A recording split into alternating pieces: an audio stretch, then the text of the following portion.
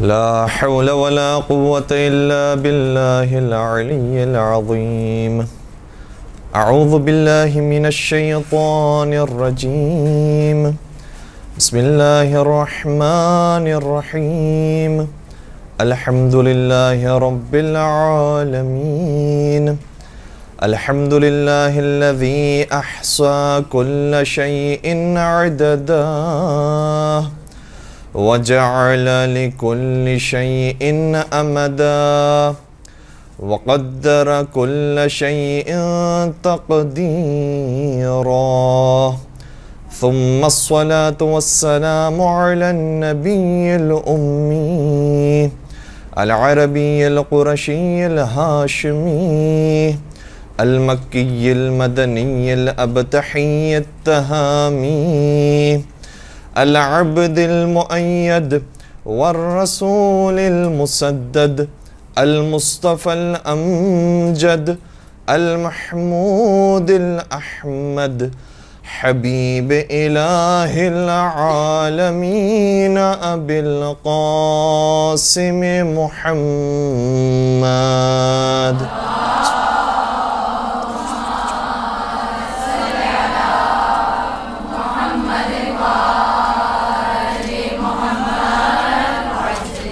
وعلى أهل بيته الطيبين الطاهرين المعصومين المظلومين الذين أذهب الله عنهم الرجس وطهرهم تطهيرا.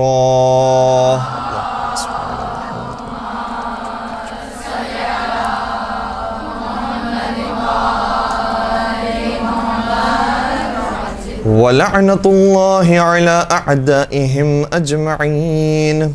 أما بعد فقد قال الله تبارك وتعالى في محكم كتابه المجيد وفرقانه الحميد. بسم الله الرحمن الرحيم. يا أيها الذين آمنوا اتقوا الله وابتغوا إليه الوسيلة. درود پڑھ دیجئے محمد وعلیہ.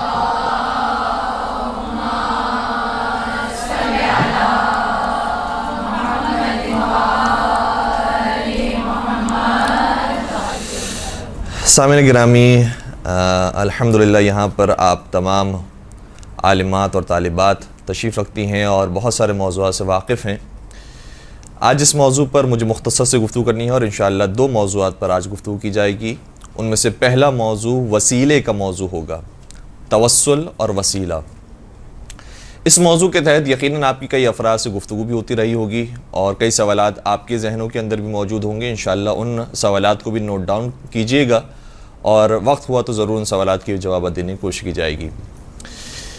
وسیلے کے موضوع کے اوپر بہت ساری گفتگو کی جاتی ہے، لیکن آج ہم کوشش کریں گے کہ ایک نئے زاویے سے اور نئے رخ سے آپ کی خدمت میں اس موضوع کو پیش کریں. عام طور پر جب اس پر گفتگو کی جاتی ہے تو اہل منبر ماشاءاللہ اچھے طریقے سے اس کا حق ادا کرتے ہیں اور کئی سارے دلائل کے ذریعے وسیلے کو ثابت کرتے ہیں کہ وسیلے کی ضرورت ہے. لیکن آج ہم اس موضوع پر اس انداز سے بحث کریں گے کہ قرآن ایک طرف سے کہہ رہا ہے کہ نحن اقرب الیہ من حبل الورید، ہم تمہاری شہرت سے زیادہ تم سے قریب ہیں. تو وہ خدا جو ہم سے زیادہ ہم سے قریب ہو، وہ خدا جو سمیع اور بصیر ہو، وہ خدا کے ما تخفی فی الصدور، جو دلوں کے اندر راز پوشیدہ ہیں اس کو بھی جانتا ہو، اتنا قریب جو ذات ہو، کیا ضرورت ہے کہ ہم وسیلے کو اختیار کریں؟ کیوں ہم ڈائریکٹ پروردگار سے نہیں مانگ لیں؟ تو پہلی بات تو یہ ہے کہ وسیلے کا اختیار کرنا اور وسیلہ ہر دعا کے اندر شامل کرنا کوئی ضروری نہیں ہے. بالکل پروردگار سے ڈائریکٹ مانگا جا سکتا ہے اور قرآن کریم کے اندر کئی ساری دعائیں موجود ہیں. ربنا اغفر لنا ذنوبنا، یا ربنا اغفر لی ولوالدی، یا ربنا آتنا فی الدنیا حسنہ وفی الآخرۃ حسنہ، رب زدنی علما، رب ارحمہما کما ربیانی صغیرا. تو یہاں پر ہم جب دعا مانگ رہے ہیں تو ڈائریکٹ کہتے ہیں رب، اے ہمارے پالنے والے، اے ہمارے صاحب اختیار، ربنا، اے ہمارے پروردگار. تو یہاں بظاہر کوئی وسیلہ نہیں ہے، ڈائریکٹ پروردگار سے مانگا جا رہا ہے. اور بہت ساری دعائیں ہیں. اسی طریقے سے اللہم کے لفظ کے ساتھ بھی قرآن کریم میں دعائیں موجود ہیں. اور پھر اگر ہم صحیفہ سجادیہ کو دیکھیں، مفاتح الجنان کو دیکھیں اور دعاؤں کی کتابوں کو دیکھیں تو بہت سارے مقامات پر بغیر وسیلے کے بھی دعا مانگی گئی ہے، تو اس کے اندر کوئی حرج نہیں ہے۔ لیکن جو اعتراض کرنے والے ہیں وہ اس انداز سے اعتراض کرتے ہیں کہ جب ہم آیات قرآنیہ کو دیکھتے ہیں تو آیات قرآنیہ یہ کہہ رہی ہیں کہ پروردگار تم سے قریب ہے، اور جو قریب ہوتا ہے پھر اسے کسی وسیلے کی احتیاج نہیں ہے، تو ہم کیوں بلا وجہ کسی اور کو بھی شامل کریں پروردگار اور اپنے درمیان میں؟ اگر ہم نے کسی وسیلے کو اختیار کیا تو ہماری بات اور لیٹ پہنچے گی پروردگار تک، اور دیر سے پہنچے گی پروردگار تک، اور ہو سکتا ہے کہ وسیلہ ایسا ہو جو ہم نے اختیار کیا ہو تو وہ بات پروردگار تک پہنچانے کے قابل بھی نہ ہو۔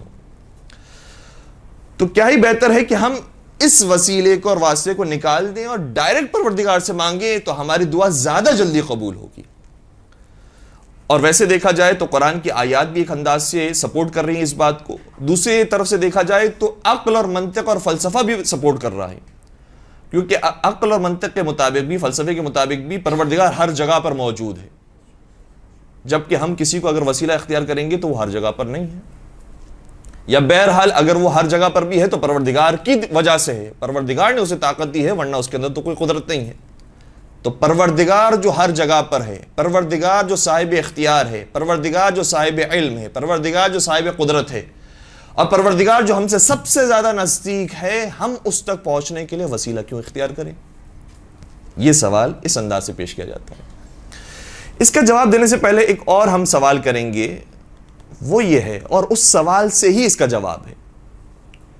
سوال یہ ہے کہ مجھے یہ بتائیے، جب ہمیں کوئی حاجت پیش ہوتی ہے، ہم کوئی چیز مانگنا چاہتے ہیں پروردگار سے، کوئی ہمارا سوال ہوتا ہے، اس کے لیے ہمیں کیا دعا کرنی چاہیے؟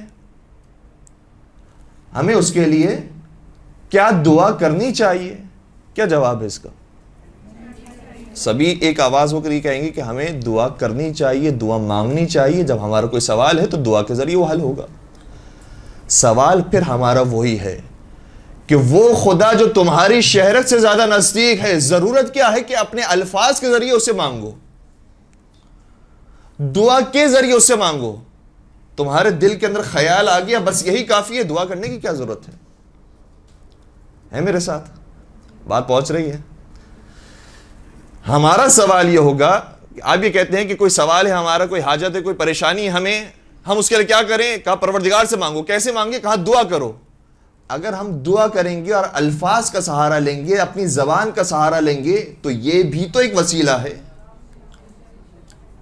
اور اس خدا سے ہمیں مانگنے کی ضرورت کیا ہے جو ہمارے دل کے حالات سے زیادہ بہتر واقف ہے؟ اور پھر وہی ساری باتیں آئیں گی کہ وہ جو شہرگ حیات سے زیادہ نزدیک ہے، وہ کہ جو ہر جگہ پر موجود ہے، وہ جو سمیع اور بصیر ہے، وہ جو صاحب علم ہے، وہ جو صاحب قدرت ہے، کیا ضرورت ہے کہ ہم اپنے الفاظ کو استعمال کریں اور پھر اس سے کوئی حاجت طلب کریں؟ کوئی ضرورت نہیں ہے۔ تو پھر دعا مانگنا بھی چھوڑ دیں۔ جب وہ اتنا نزدیک ہے تو کچھ کہنے کی بھی ضرورت نہیں ہے، بس ہمارے ذہن میں خیال آیا، ہمارے دل میں کوئی ارمان آیا، خود بخود پروردگار تو پہنچ گئی بات، پھر دعا مانگنے کی بھی ضرورت نہیں ہے۔ کیوں ہم دعا مانگتے ہیں؟ سوال یہ ہے کہ کیوں ہم پھر دعا مانگتے ہیں؟ اگر کوئی ہو تو اس کا جواب دے کہ پھر دعا مانگنے کا کیا فلسفہ ہے۔ احسن، اس کا یہی بہترین جواب ہے کہ ہم ویسے دعا نہیں مانگتے، مگر یہ کہ پروردگار نے خود یہ حکم دیا ہے کہ مجھ سے مانگو، پکارو، یاد کرو تاکہ میں تمہاری حاجت روائی کروں۔ تو چونکہ حکم پروردگار ہے اس لیے ہم مانگتے ہیں، ورنہ تو یہ تو سوء ادب ہے کہ وہ جو حالات سے ویسے ہی واقف ہیں، ہم اس کو بتائیں کہ یہ ہمارے حالات چل رہے ہیں۔ وہ کہے گا مجھے تمہارے حالات زیادہ بہتر معلوم ہیں، تم ہمیں کیا بتاؤ گے؟ لیکن چونکہ اس نے حکم دیا ہے کہ بتاؤ، پکارو، اپنے حالات سے ہمیں آگاہ کرو، اور اس کے بھی بہت سارے فلسفے ہیں کہ انسان زبان کے ذریعے جب اس کی ادائیگی کرتا ہے، اظہار کرتا ہے کسی چیز کے اندر، تو پھر اس کا تواضع اور انکساری اور بڑھ جاتی ہے، رو رو کر آتا ہے پروردگار کے حضور۔ تو چونکہ پروردگار نے قرآن میں ہمیں حکم دیا ہے کہ ادعونی استجب لکم، مجھ سے دعا مانگو، میں تمہاری دعاؤں کو استجابت تک پہنچاتا ہوں، تمہاری دعائیں قبول کرتا ہوں، تو حکم پروردگار کی وجہ سے ہم یہ جرت اور جسارت کرتے ہیں کہ اس سے کچھ کلام کرتے ہیں، ورنہ تو وہ بن مانگے ہی دینے والی ذات ہے۔ دعائے ماہ رجب کے اندر یہ جملہ آیا ہے کہ یا من یعطی من سألہ یا من یعطی من لم یسألہ ومن لم یعرف، اے وہ ذات جو اس کو دیتی ہے جو اس سے مانگتا ہے، اور اس کو بھی دیتی ہے جو اس سے نہیں مانگتا اور اس کو نہیں جانتا، اس کو بھی دیتی ہے۔ تو وہ ذات تو ہے، وہ ہماری حاجتوں سے زیادہ بہتر واقف ہے، اس کو معلوم ہے کہ ہمارے حالات کیا ہیں، ہماری پریشانیاں کیا ہیں، اور ہماری تمنائیں، ہماری آرزویں کیا ہیں، سب جانتا ہے وہ۔ لیکن پھر بھی حکم دیا گیا کہ مانگو، الفاظ کا سہارا لو، اس کے سامنے آ کر آداب دعا کے ساتھ حاضر ہو۔ تو جب ہم دعا کے معاملے کے اندر یہ کہتے ہیں کہ چونکہ حکم پروردگار ہے اس لیے ہم مانگ رہے ہیں، اسی طرح سے وسیلے کے موضوع پر بھی ہمیں یہی جواب دینا چاہیے کہ چونکہ حکم پروردگار ہے کہ یا ایھا الذین آمنوا اتقوا اللہ وابتغوا الیہ الوسیلہ، اے صاحبان ایمان اللہ کا تقوی اختیار کرو اور اس تک پہنچنے کے لیے وسیلہ تلاش کرو۔ تو حکم پروردگار کی وجہ سے ہم وسیلہ اختیار کرتے ہیں۔ اگر حکم پروردگار نہیں ہوتا اور حکم پروردگار یہ ہوتا کہ مستقیماً مجھ سے مانگو، تو ہم کوئی وسیلہ اختیار نہیں کرتے، پروردگار سے مانگ رہے ہوتے۔ لیکن حکم پروردگار ہے۔ اور کیوں ہے حکم پروردگار؟ اب اس کے اندر فلسفے بہت ہیں اور اس کے اندر بہت ساری باتیں ہیں، یہ ہمارا موضوع نہیں کہ کیوں یہ حکم رکھا گیا، لیکن ایک سادہ سی بات یہ ہے کہ پروردگار یہ چاہتا ہے کہ جس طرح سے ہم پروردگار کی معرفت حاصل کر رہے ہیں، پروردگار سے محبت رکھ رہے ہیں، اسی طریقے سے ان وسیلوں سے بھی محبت کریں اور ان وسیلوں کی بھی پیروی کریں اور ان کا بھی احترام کریں کہ جن کے ذریعے ہماری یہ دعا پوری ہونے والی۔ تو حکم پروردگار کی وجہ سے ہم یہ کام کر رہے ہیں، اور حکم پروردگار جب آ جائے تو وہاں پر کوئی عقل و منطق کام نہیں آتی۔ یہ بالکل اسی طرح سے ہے کہ فجر کی 2 رکعت نماز ہم کیوں پڑھتے ہیں؟ کیوں پروردگار نے پوری رات جب ہم سوئے ہوئے تھے تو جگا کر کہا کہ اٹھو 10 رکعت نماز کے لیے نہیں، 5 رکعت نماز کے لیے نہیں، صرف 2 رکعت نماز کے لیے؟ ہماری نیند تو خراب ہو ہی گئی ہے، اب 5 رکعت پڑھوا لیں، کہ نہیں ہمیں صرف 2 رکعت چاہیے۔ اگر کسی نے آ کر اضافہ کیا، کہا کہ نہیں میں اب کھڑا ہو ہی گیا ہوں تو اب میں 3 رکعتیں پڑھ کے چھوڑوں گا، کہ اب نہ تمہاری 3 رکعت قبول ہوگی نہ 2 رکعت قبول ہوگی، چونکہ تم نے اپنی مرضی کی دعا کی، اپنی مرضی کی نماز پڑھی ہے، تو نہ اب 3 قبول ہوگی نہ 2 قبول ہوگی۔ ہم جو چاہ رہے ہیں ہمیں وہی چاہیے، صرف 2 رکعت مانگی ہے تو 2 رکعت چاہیے، 4 مانگی ہے تو پھر 2 نہیں چاہیے، پھر 4 ہی چاہیے۔ اسی طرح سے وسیلے کا بھی معاملہ ہے۔ جب ہم نے کہا ہے کہ وسیلہ اختیار کرو، وسیلہ تلاش کرو، پھر اگر کوئی بغیر وسیلے کے آ کر یہ کہے اور اپنا عقیدہ یہ بنا لے کہ نہیں وسیلے کے بغیر ہی مانگا جاتا ہے، وسیلے کے ساتھ جس نے مانگا ہے اس سے شرک کیا ہے، تو پھر اس نے بہت بڑی جسارت کی پروردگار کے سامنے کہ حکم پروردگار تو یہ ہے کہ وسیلہ اختیار کرو، اور میں اگر یہ کہوں کہ میں اس حکم کو نہیں مانتا ہوں، میں بغیر وسیلے کے تجھ سے مانگوں، یہ بالکل اسی طرح سے ہے کہ جیسے شیطان نے گویا جملہ کہا تھا کہ پروردگار میں تجھے تو سجدہ کر سکتا ہوں لیکن میں آدم علیہ السلام کو سجدہ نہیں کر سکتا۔ یہ نہیں کہہ رہا کہ پروردگار میں تجھے بھی سجدہ نہیں کروں گا، میں بتوں کو سجدہ کروں گا، میں کروں گا تجھے ہی سجدہ، لیکن میں آدم کو سجدہ نہیں کر سکتا۔ پروردگار نے کہا مجھے آدم والا سجدہ چاہیے، تم نے مجھے سجدے کیے ہیں وہ تو کیے ہیں، لیکن مجھے اب جو سجدہ چاہیے وہ آدم علیہ السلام والا سجدہ چاہیے۔ آدم علیہ السلام کو سجدہ کرو تو تم میرے مطیع کہلاؤ گے، ورنہ میرے مطیع و فرمانبردار نہیں کہلاؤ گے۔ تو جو حکم پروردگار ہو اس کے مطابق عمل کرنا ہے۔ لہٰذا وسیلے کے موضوع پر بھی ہمیں چاہیے کہ تھوڑا سا غور و فکر کریں اور حکم پروردگار کے مطابق عمل کرتے ہوئے وسیلہ اختیار کریں۔ تو سب سے پہلی بات تو یہ ہے کہ جو بالکل ڈائریکٹ آ کر انکار کرتے اور کہے کہ نہیں یہ شرک ہے، بدعت ہے، تو ان کے سامنے قرآن کریم کی آیت رکھ دینی چاہیے کہ قرآن کریم یہ کہہ رہا ہے۔ اب اس کے بعد آپ کیا کہتے ہیں؟ اچھا، بسا اوقات یہ ہوتا ہے کہ اس کے مقابلے پر بھی ایک آیت پیش کی جاتی ہے جو ہم روزانہ پڑھتے ہیں اور دن میں کم از کم 10 مرتبہ پڑھتے ہیں کہ ایاک نعبد و ایاک نستعین، ہم صرف اور صرف تیری عبادت کرتے ہیں اور صرف تجھ سے مدد چاہتے ہیں۔ تو صرف اور صرف عبادت تیری کرتے ہیں، تو مجھے بتائیے کہ کیا عبادت صرف خانہ کعبہ کی طرف رک کر کے سجدہ کرنے کا نام ہے؟ اگر صرف خانہ کعبہ کی طرف رک کر کے سجدہ کرنے کا نام ہوتا تو پھر آدم علیہ السلام کی طرف جو سجدہ کر رہا ہے کیا وہ عبادت نہیں ہے؟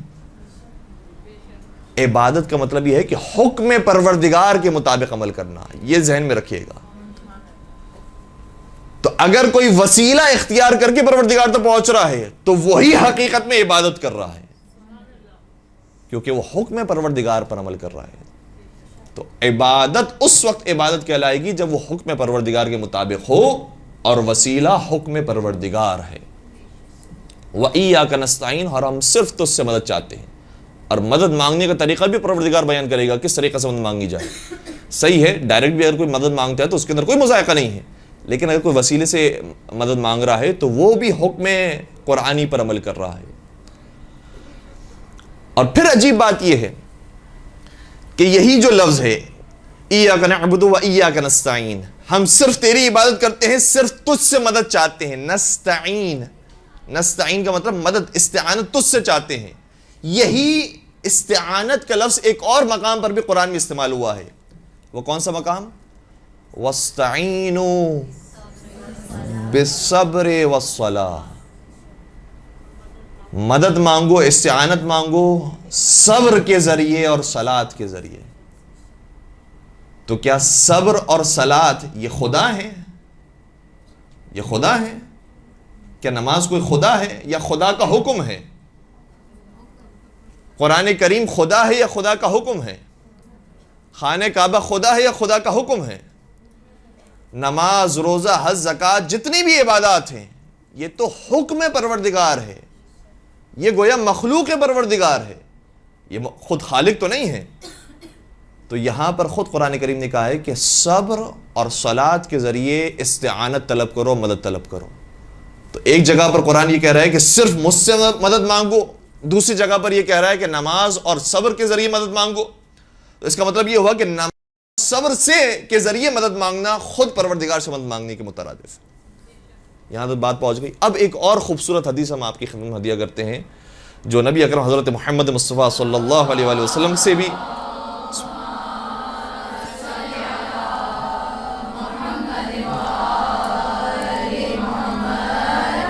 ہم تک پہنچی، اور معصومین علیہ السلام نے بھی اس کی تائید کی ہے، اور مشہور حدیث ہے، لیکن اس موضوع کے لیے بہت اہم حدیث ہے۔ وہ حدیث یہ ہے کہ نیک عمل سے زیادہ نیک عمل کا انجام دینے والا افضل ہوتا ہے۔ بہت خوبصورت حدیث ہے، یعنی نماز سے زیادہ افضل نماز کو انجام دینے والا ہوتا ہے، حج سے افضل حج پر جانے والا ہوتا ہے، روزے سے خود روزے سے افضل روزہ رکھنے والا ہوتا ہے۔ تو جو عمل کر رہا ہوتا ہے وہ خود عمل سے زیادہ افضل ہوتا ہے۔ اب یہاں پر آئیے، قرآن نے کہا ہے کہ مدد حاصل کرو نماز اور صبر کے ذریعے۔ تو جب عمل سے مدد حاصل کرنا جائز ہے تو جو عمل کرنے والا ہے اور عمل کا واقعاً حق ادا کرنے والا ہے، جو سید الصابرین بھی ہے اور سید المصلین بھی ہے، نماز گزاروں کا بھی سردار ہے اور عابدوں کا بھی سردار ہے، صابروں کا بھی سردار ہے، تو کیا اس کے ذریعے پروردگار سے مدد حاصل کرنے میں کوئی مذائقہ ہو سکتا ہے؟ جب خود عمل کے ذریعے انسان مدد حاصل کر سکتا ہے تو جو ان سے زیادہ افضل ہیں، جو عمل کا انجام دینے والے ہیں، ان سے اگر مدد حاصل کی جائے تو اس میں بھی کوئی مذائقہ نہیں۔ یہاں تک بات لانے کے بعد ایک اور اعتراض ہے جو ہمارے برادران کی طرف سے زیادہ تر پیش کیا جاتا ہے۔ کہا کہ ہم بھی وسیلے کے قائل ہیں، ہم بھی وسیلہ اختیار کرتے ہیں، توسل بالکل جائز ہے، اور نبی اکرم کا وسیلہ، انبیاء کرام کا وسیلہ بالکل جائز ہے، اس میں کوئی حرج نہیں ہے۔ لیکن یہ وسیلہ اگر ہم قرآن کریم میں سرچ کریں تو وسیلہ اس وقت جائز ہوتا ہے کہ جب تک نبی اکرم حیات رکھتے ہوں۔ نبی کی زندگی میں لوگ آئے ہیں، نبی کو وسیلہ بنا کر انہوں نے دعائیں مانگی ہیں، ان کی دعائیں قبول ہوئی ہیں، تو نبی کی حیات میں تو ٹھیک ہے۔ لیکن جب نبی اکرم پردہ فرما جائیں، نبی اکرم اس دنیا میں موجود نہ ہو، تو جو موجود نہ ہو اس کے وسیلے سے دعا کرنا یہ جائز نہیں ہے۔ یہ قرآن کریم میں کہیں نہیں ذکر ہوئی، اور قرآن کریم کی چند آیات کا وہ حوالہ بھی پیش کرتے ہیں۔ وہ آیات بھی الحمدللہ آپ کے اذہان عالیہ کے اندر ہوں گی۔ مثال کے طور پر حضرت یوسف علیہ السلام کے بھائیوں نے وسیلہ بنایا ہے اپنے بابا جان کو، تو ان کے بابا جان حیات رکھتے تھے، ان کی زندگی میں ان کو وسیلہ بنایا، اور ان کے جملوں کو قرآن کریم نے اس طرح سے لکھا ہے کہ یا ابانا استغفر لنا ذنوبنا، اے ہمارے بابا جان ہمارے گناہوں کے لیے آپ استغفار کر دیجئے۔ تو اب تک تو یہ کہہ رہے تھے کہ درمیان میں کوئی دوسرا کیسے آ گیا، ڈائریکٹ آپ پروردگار سے استغفار مانگیے، لیکن یہاں تک اب آ گئے کہ نہیں، قرآن میں آیا ہے کہ اگر ہم کسی کے وسیلے سے بھی استغفار کرتے ہیں تو بالکل وہ وسیلہ جائز ہے، اس شرط کے ساتھ کہ وہ زندہ ہو. اگر وہ دنیا سے چلے گئے تو پھر کوئی وسیلہ نہیں ہے. دوسری آیت ظاہر سورہ مائدہ کی بلکہ سورہ نساء کی آیت ہے، اور یہ آیت نبی اکرم کے زمانے کی ہے. صحابہ کرام کے لیے آیت نازل ہوئی، وَلَوْ أَنَّهُمْ إِذْ ظَلَمُوا أَنفُسَهُمْ جَاءُوكَ وَاسْتَغْفَرُوا اللَّهَ یا فَاسْتَغْفَرُوا اللَّهَ وَاسْتَغْفَرَ لَهُمُ الرَّسُولُ لَوَجَدُوا اللَّهَ تَوَّابًا رَحِيمًا. آیت یہ کہہ رہی ہے کہ اگر ان لوگوں میں سے کسی نے اپنے نفس پر ظلم کیا ہے، یعنی گناہ کر لیا ہے، جاؤکا یہ آپ کے پاس آئیں، آپ کی خدمت میں آئیں اور آپ سے کہیں کہ ہمارے لیے استغفار کر دیجئے، اور خود بھی یہ استغفار کریں تو لَوَجَدُوا اللَّهَ تَوَّابًا رَحِيمًا، تو یہ پروردگار کو بہت معاف کرنے والا اور بہت مہربان پائیں گے. تو انہوں نے کہا کہ یہ آیت بھی آئی ہے تو زمانہ رسول کے اندر آئی تھی، رسول اکرم زندہ تھے، اس وقت یہ آیت موجود تھی، لوگ اس طرح سے وسیلہ اختیار کرتے تھے، بالکل جائز ہے. لیکن جب نبی اکرم نے پردہ فرما لیا، اس کے بعد نبی اکرم کا واسطہ وسیلہ جائز نہیں ہے. ظاہر سی بات ہے کہ اب اس حوالے سے ہمارے پاس آیت اس اعتبار سے نہیں ہے چونکہ نبی اکرم جب تک زندہ تھے اس وقت تک تو آیتیں نازل ہو رہی تھی. اب ایسا تو نہیں کہ نبی اکرم کی وفات کے بعد بھی آیتیں نازل ہوں گی کہ بتایا جائے کہ نہیں، نبی اکرم کے بعد بھی وسیلہ جائز ہے. نبی اکرم جب تک حیات رکھتے تھے اس وقت تک آیتیں موجود ہیں. کہا گیا کہ آؤ ان کی خدمت میں آؤ، ان سے وسیلہ اختیار کرو اور پھر اپنا استغفار طلب کرو تو پروردگار معاف کرنے والا ہے. آیات کے اندر یہ والی بات نہیں ہے. ہاں یہ ضرور ہے کہ اگر ہم دوبارہ سے اس اصلی آیت کی طرف چلے جائیں، بسم اللہ الرحمن الرحیم، یا ایھا الذین آمنوا اتقوا اللہ وابتغوا الیہ الوسیلہ، اے صاحبان ایمان تم اللہ کا تقوی اختیار کرو اور اس تک پہنچنے کے لیے وسیلہ تلاش کرو.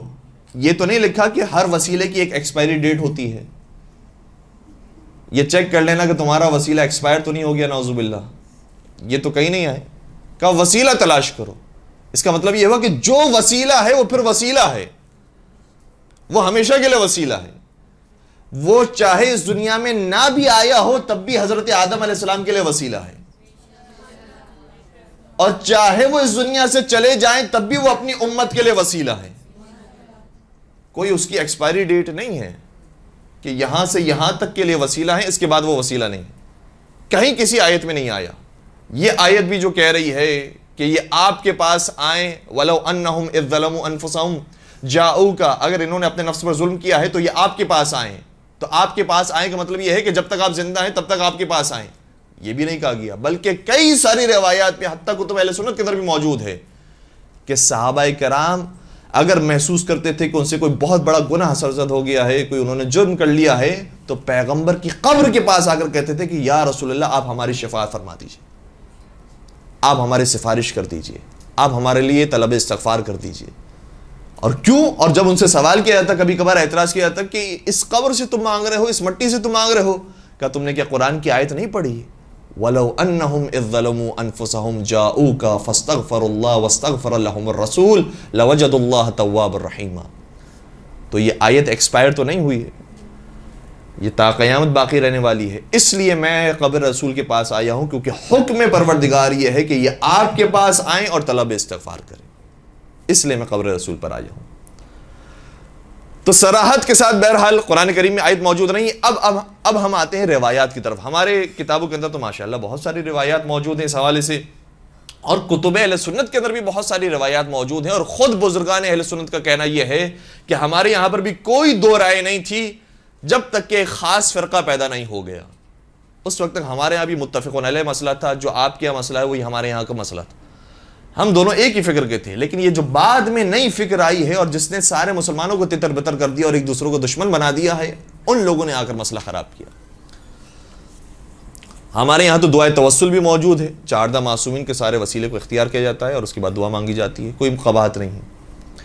لیکن اب ہم بات کر رہے ہیں کتب اہل سنت کی.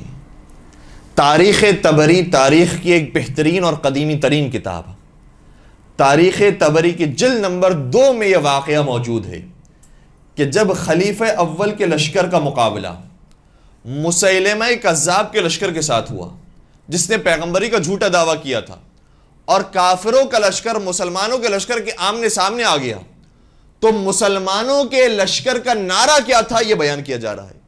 کان شعارہم یومئذ یا محمد، اس دن مسلمانوں کے لشکر کا نعرہ یہ تھا یا محمد کہہ کر جنگ کرتے تھے۔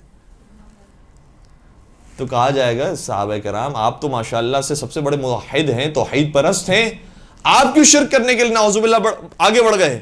آپ یا اللہ کہنے کے بجائے یا محمد کیوں کہہ رہے ہیں؟ تو ان کی طرف سے بھی جواب آئے گا یا محمد کہنا شرک نہیں ہے، محمد ہی کے وسیلے سے پروردگار سے مانگنا یہی عین توحید ہے۔ مل کے درود پڑھ دیجئے گا محمد و آل محمد۔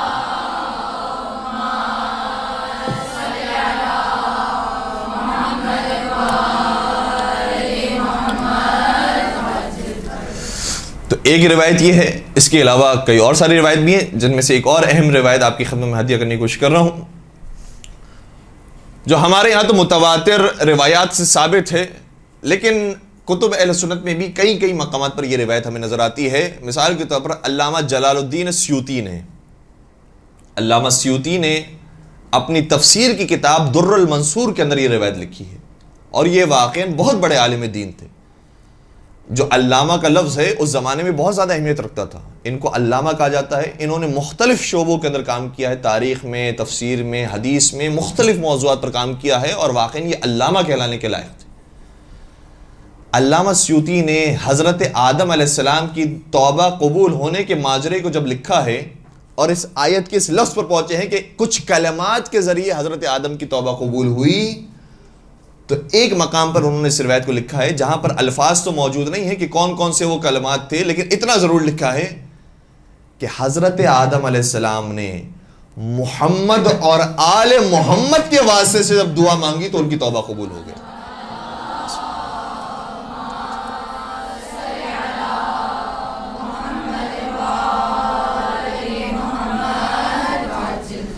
تو حضرت آدم علیہ السلام نے محمد و آل محمد علیہ السلام کی تشریف آوری سے پہلے ان سے واسطہ طلب کیا ہے، اور اب تو ان کی تشریف آوری ہو چکی ہے، تو ان کے آ جانے کے بعد اگر ان سے وسیلہ اختیار کیا جائے تو اس کے اندر کیا قباحت۔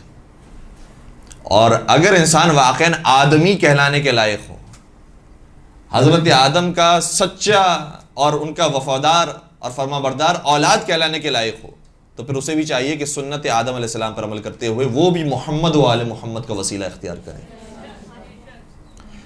اور ان وسیلوں کے اندر بھی جو اہم ترین وسیلے ہیں، جن کا نام باقاعدہ روایات کے اندر ذکر ہوا ہے، یا محمد، یا علی، یا فاطمہ، یا حسن، یا حسین۔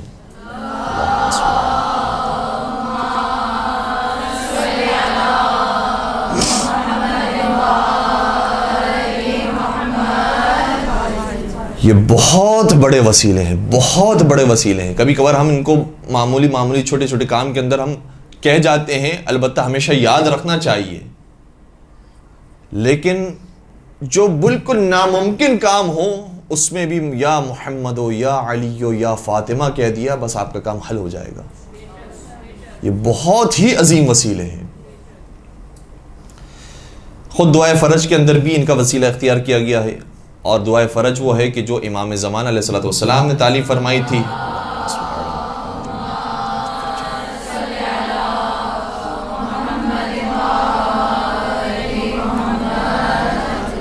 اور انہوں نے فرمایا ہے کہ اس طرح سے دعا مانگو کہ جس میں آئے یا محمد ہو، یا علی ہو، یا علی ہو، یا محمد۔ اور پھر آگے جملہ یہ ہے کہ اکفیانی فإنکما کافیان، آپ میرے لیے کافی ہو جائیں کیونکہ پروردگار نے آپ کو کافی اور مکمل بنایا ہے، آپ کو صاحب اختیار بنایا ہے۔ وانصرانی، اور آپ میری مدد کیجئے، فإنکما ناصران، چونکہ آپ کو مددگار بنایا ہے۔ اور یہ آج کل کلپس بہت زیادہ وائرل ہوئی ہے، اب میں نام نہیں لینا چاہتا، لیکن آپ سمجھ جائیں گے کہ جو سوشل میڈیا میں جن کی کلپس کافی وائرل ہو رہی ہیں، ان کا باقاعدہ انہوں نے ٹائٹل یہ رکھا ہے کہ یا علی مدد کہنا شرک ہے، صرف یا اللہ مدد کہنا چاہیے۔ یا اللہ مدد کہنے سے ہمیں کوئی مذائقہ نہیں ہے، بالکل یا اللہ مدد کہنا بالکل جائز ہے، لیکن حکم پروردگار یہ ہے کہ وسیلہ اختیار کرو۔ تو یا علی مدد جب انسان کہہ رہا ہوتا ہے تو یہ وسیلہ ہے کہ جس کو پکارا جا رہا ہے. اور پھر قرآن کریم کی خود آیت بھی ہے کہ تمہارا مولا کون ہے؟ تمہارا مولا اللہ ہے، جبرائیل ہے، رسول اللہ ہے اور صالح المؤمنین ہے. اور صالح المؤمنین کی تفسیر میں تمام شیعہ اور سنی علماء نے لکھا ہے کہ صالح المؤمنین سے مراد کوئی اور نہیں سوائے حضرت علی ابن ابی طالب علیہ السلام.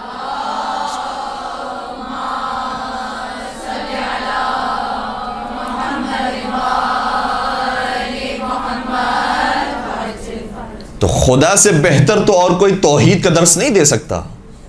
اس خدا نے قرآن کریم کی آیت بنا کر یہ پیش کیا ہے کہ تمہارا مولا اگر ہے تو اللہ ہے، جبرائیل ہے، رسول اللہ ہے اور صالح المومنین ہے. تو خود پروردگار نے یہاں پر دیگر ہستیوں کے نام رکھ کے بتایا ہے کہ ان کے ذریعے بھی مدد مانگی جاتی ہے تو کوئی بات نہیں، کیونکہ یہ ہمارے منتخب شدہ افراد ہیں. ان سے مدد مانگنا گویا ہم سے مدد مانگنا ہے.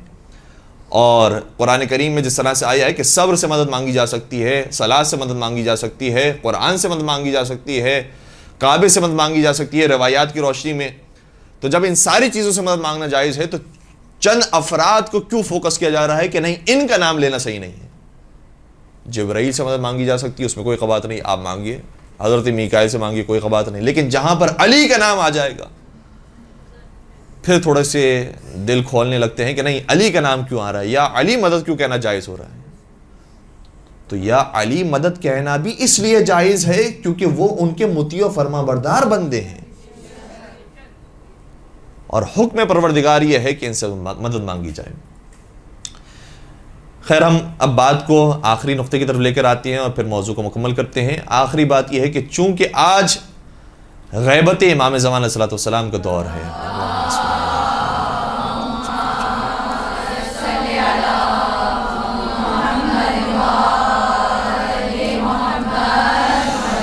تو غیبت کے زمانے میں بطور خاص ہمیں چاہیے کہ امام وقت سے مدد مانگیں.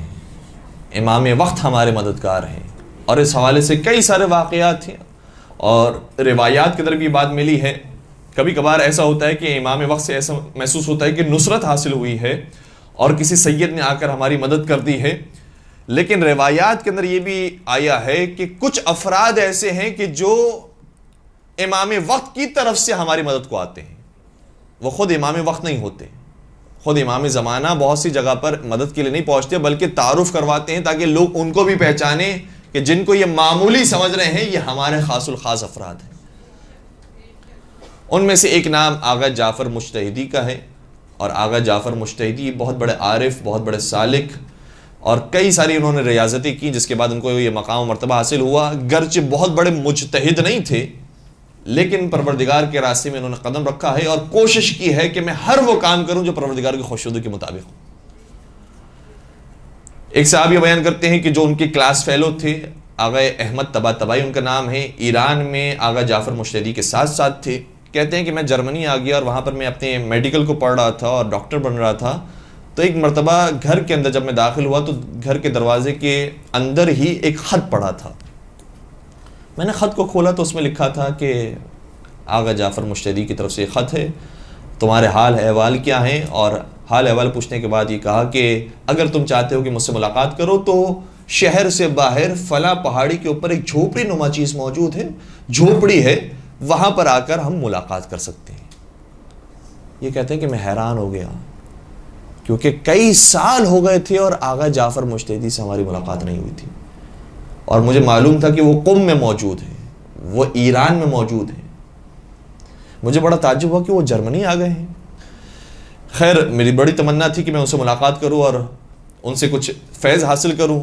میں نکلا شہر سے باہر اور جس جگہ کا انہوں نے ایڈریس دیا تھا وہ جگہ میں پہلے دیکھ چکا تھا، اس لیے میں فوراً سے وہاں پہنچا. رات کا وقت تھا، سردی بہت زیادہ تھی، برف باری موجود اور برف باری ہو رہی تھی.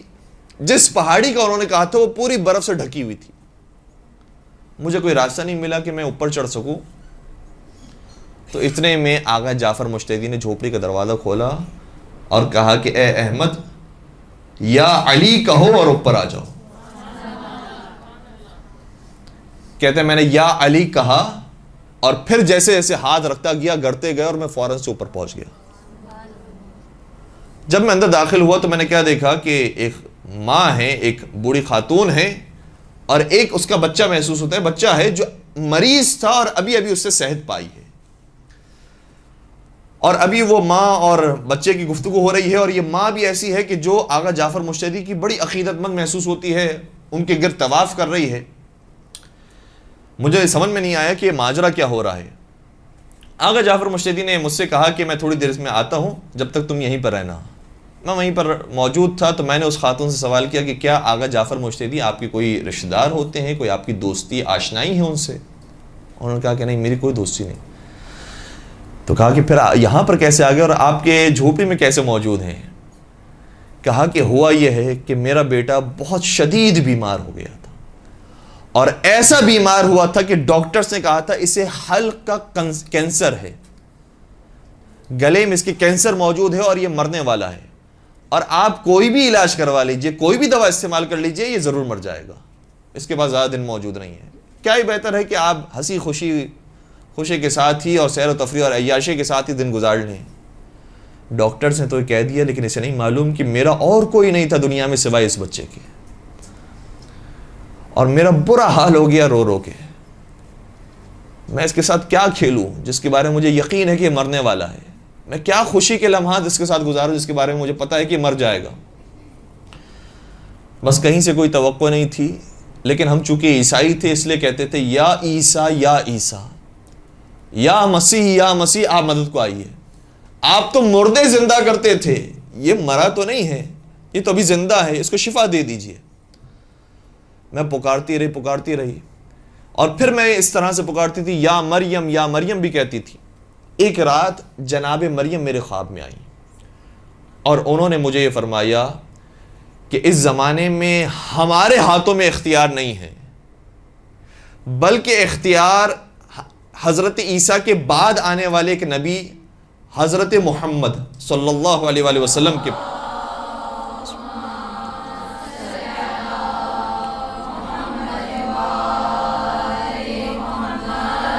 کہ ایک بیٹے کے پاس ہے کہ جو نسل حضرت فاطمہ زہرا سلام اللہ علیہا سے ہے۔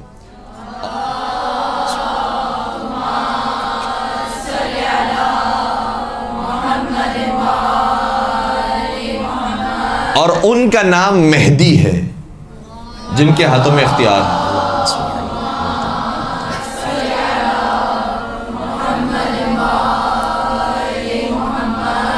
اگر تمہیں پکارنا ہے تو یا مہدی کہہ کر پکارو۔ بس کہتی ہے کہ میں جیسے بیدار ہوئی میرے ذہن میں 3 نام آ گئے، یا محمد، یا فاطمہ، یا مہدی۔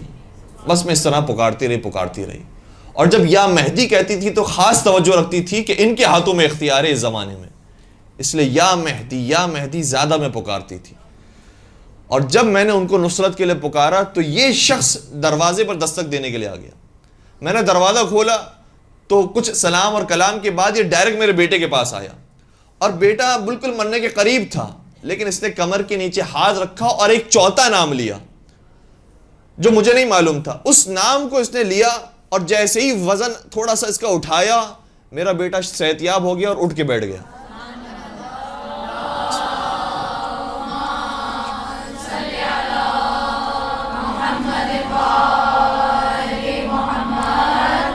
اور میرا بیٹا کہنے لگا مادر گرامی مجھے بھوک لگ رہی ہے، میرے لیے کچھ کھانا لے کر آؤ۔ میری خوشی کی انتہا نہیں تھی، میں جلدی اس کے لیے کھانے کا انتظام کرنے لگی، اور ابھی ہماری گفتگو ہو رہی تھی کہ تم داخل ہو گئے۔ کہتے ہیں کہ جب میں نے اس کی ساری گفتگو سنی، تھوڑی دیر کے بعد آغا جعفر مشتری آئے تو میں نے ان سے پورا واقعہ بیان کیا، اور پھر میں نے کہا کہ وہ جو چوتھا نام تھا وہ کیا لیا جو یہ خاتون نہیں جانتی ہے، اور آپ نے نام لیا اور اس کو شفا مل گئی؟ کا چوتھا نام کوئی اور نہیں تھا، میں نے صرف یا علی کہا اور اس کا مرض ختم ہو گیا۔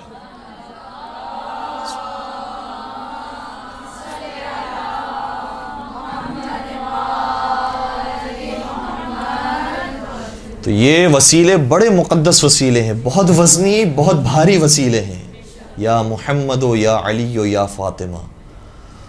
اور وہ جو واقعہ ہے آغا صاحب زمانی کا میں پورا واقعہ ذکر نہیں کر رہا، لیکن اس کے اندر بھی یہی وسیلہ انہوں نے بیان کیا کہ مجھے سید بزرگوار نے سکھایا تھا، جب امام زمانہ کو یاد کرنا ہو اور پکارنا ہو تو اس طرح سے پکارو، یا محمد ہو، یا علی ہو، یا فاطمہ، یا صاحب الزمان اغثنی۔ اے محمد مصطفیٰ، اے علی مرتضیٰ، اے فاطمہ زہرا، اے صاحب الزمان میری مدد کو آئیے۔ اور مشکل حالات میں واقعا مدد ہوتی ہے، لیکن ہم مشکل کو مشکل سمجھیں اور یہ بھی یقین رکھیں کہ ہمارا مشکل کشا موجود ہے۔ مشکل کشا صرف زمانے رسول کے اندر مولا علی کی صورت میں موجود نہیں تھے، بلکہ آج بھی علی مرتضیٰ کی صورت میں امام زمان علیہ الصلوۃ والسلام موجود ہے۔ شبیہ ہے علی مرتضیٰ، شبیہ ہے محمد مصطفیٰ، شبیہ ہے حسین سید الشہداء، آج بھی موجود ہے۔ ایک طالب علم تھا کہ جس نے بڑی غربت میں شادی کی اور اپنے خانم کو اور اپنی وائف کو بتایا ہوا تھا کہ اس طرح کی میرے حالات ہیں۔ کہتے جب ہم نے شادی کر لی تو پہلی رات مجھے یہ خبر ملی کہ جو میری وائف کے رشتہ دار ہیں وہ ہم سے ملنے کے لیے آ رہے ہیں، مبارکباد دینے کے لیے آ رہے ہیں۔ یہ بھی کبھی کبھار ایسا اتفاق ہوتا ہے کہ لوگ یہ سمجھتے ہیں کہ ہم ان کے پاس جا رہے ہیں مبارکباد دینے کے لیے تو وہ خوش ہوں گے، لیکن پتہ چلتا ہے کہ ان کے معاملات بڑے سنگین ہیں، بڑے خراب ہیں، اگر ہم جائیں گے تو ہو سکتا ہے کہ اور وہ پریشان ہو جائیں۔ تو کہتے ہیں کہ میرے پاس کچھ نہیں تھا، واقعاً کچھ نہیں تھا، یعنی کچھ نہیں اس معنوں میں نہیں کہ میں بہت زیادہ کچھ نہیں کر سکتا تھا، نہیں، میں کچھ بھی نہیں کر سکتا تھا، نہ گوشت نہ مرغی، کچھ بھی نہیں میرے گھر میں موجود ہے، کچھ کھانے کے لیے جو مناسب چیز ہو جو مہمانوں کی ضیافت کر سکوں، کچھ بھی موجود نہیں۔ کیا کریں؟ انہوں نے کہا کچھ دیر میں حاضر ہونے والے ہیں۔ کہا کہ میں نے اپنی زوجہ سے یہ کہا کہ چولہے پر ایسے ہی پانی چڑھا دو۔ انہوں نے پانی چڑھا دیا اور وہ پانی بوائل ہونے لگا، ابلنے لگا، کچھ نہیں اس کے اندر۔ کہا کہ میرے بیوی کے جو رشتہ دار تھے وہ آ گئے، جب وہ بیٹھے اب ہم دونوں پریشان ہیں کہ اب کھلائیں گے کیا انہیں۔ کہا کچھ دیر نہیں گزری تھی، ہم دونوں نے خلوت اختیار کی اور ہم دونوں نے صرف اپنے زمانے کے امام کو پکارا اور کہا یا صاحب الزمان ادرکنی، اے مولا امام زمانہ ہماری مدد کو آئیے۔ اور یہ جو دعائے فرج ہے یہ تفصیلی دعا ہے، کبھی کبھار موقع کی مناسبت سے انسان کو دعائیں پڑھنی چاہیے۔ کچھ موقع ہوتے ہیں جب دعائے توسل پڑھے انسان، کبھی دعائے فرج پڑھے انسان، کبھی دعائے جوشن کبیر پڑھے انسان، اور کبھی کچھ وقت نہیں ہے، ہمارے پاس کچھ نہیں ہے کہ ہم زیادہ پڑھ سکیں، صرف اتنا کہہ دے یا صاحب الزمان ادرکنی، صرف اس وسیلے کو اختیار کریں۔ البتہ اور بھی مختصر دعائیں ہیں، مثال کے طور پر انسان محمد و آل محمد پر درود بھیجے، یہ بھی بہت بڑی دعا ہے۔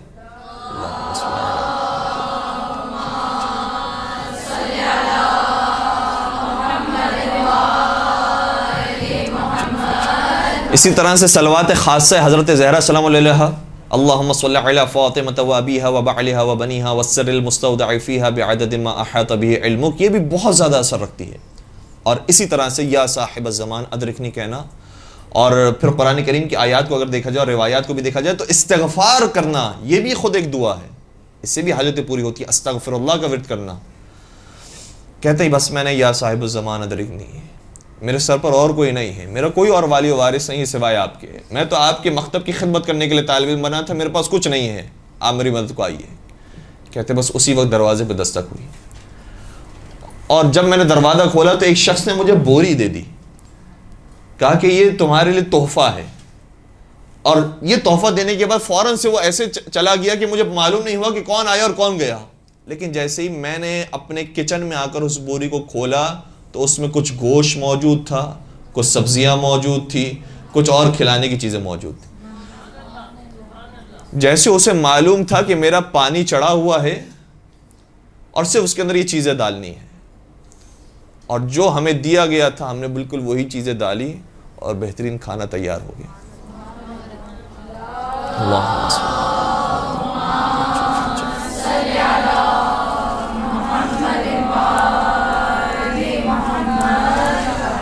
تو ایسے مشکل وقت میں ہمیں معلوم ہونا چاہیے کہ ہمیں کرنا کیا ہے۔ بعض دفعہ یہ ہوتا ہے کہ جب مشکل ہمارے اوپر آتی ہے، پریشانی ہمارے اوپر آتی ہے تو سمجھ ہی نہیں آتا کہ ہمیں کرنا کیا ہے۔ اس میں جو ڈراموں میں دکھایا گیا ہے، جو فلموں میں بتایا گیا ہے، وہ تو یہ کہ صرف آؤ بکا کرنی ہے، چیخو پکار کرنی ہے، ہر ایک کو شکایت کرتے رہنی ہے، اور نعوذ باللہ اتنی غلط باتیں اور اتنی کفران نعمت کی چیزیں ہمیں سکھائی گئی ہیں کہ یا اللہ تجھے میرا ہی گھر نظر آیا، میں تو اتنا دیندار ہوں، اتنا پرہیزگار ہوں، یہ ساری چیزیں کہنا یہ ہمیں سکھایا گیا۔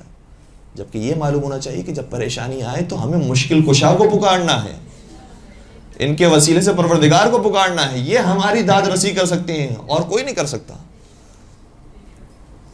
سید ابو الحسن اصفہانی کا بچپن کا زمانہ تھا، بہت بڑے ہمارے مرجع ہیں، آیت اللہ بروجردی کے بعد ان کی مرجعیت کا زمانہ تھا، سید ابو الحسن اصفہانی کہتے ہیں جب میں بچپنے میں حوض علمیہ کی طرف آیا، گاؤں سے آیا تھا اصفہان پڑھنے کے لیے، 10 سال کے تھے تقریباً، اور یہ واقعہ ظاہراً انہوں نے اپنی کتاب کے آغاز میں لکھا ہے۔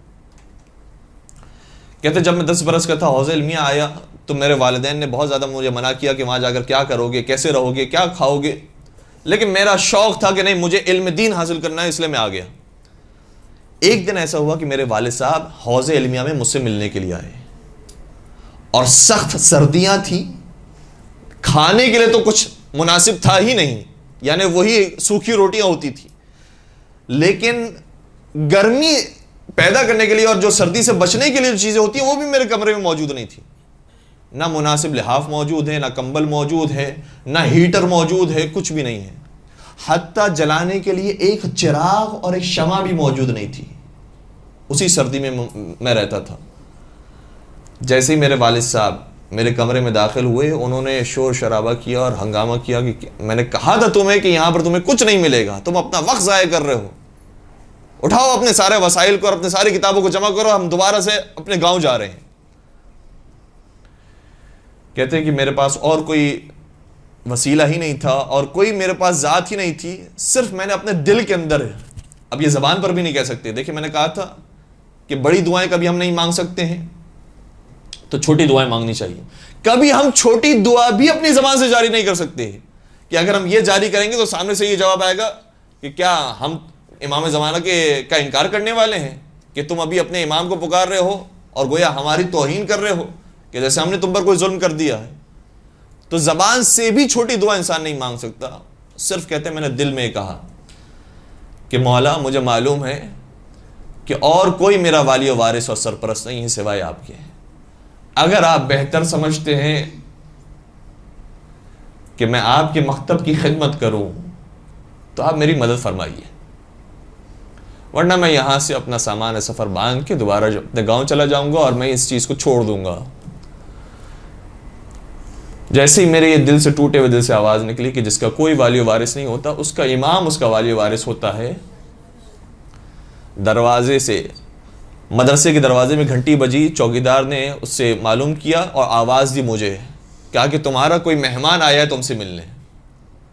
جیسے میں نیچے اترا، کوئی جان پہچان والا شخص نہیں تھا، لیکن اس نے ایک لفافہ میرے ہاتھ میں دیا اور کہا کہ یہ لے جاؤ اور اپنے مہمان کی ضیافت کرو، اور خبردار یہ نہ سمجھنا کہ تمہارا کوئی والی و وارث نہیں۔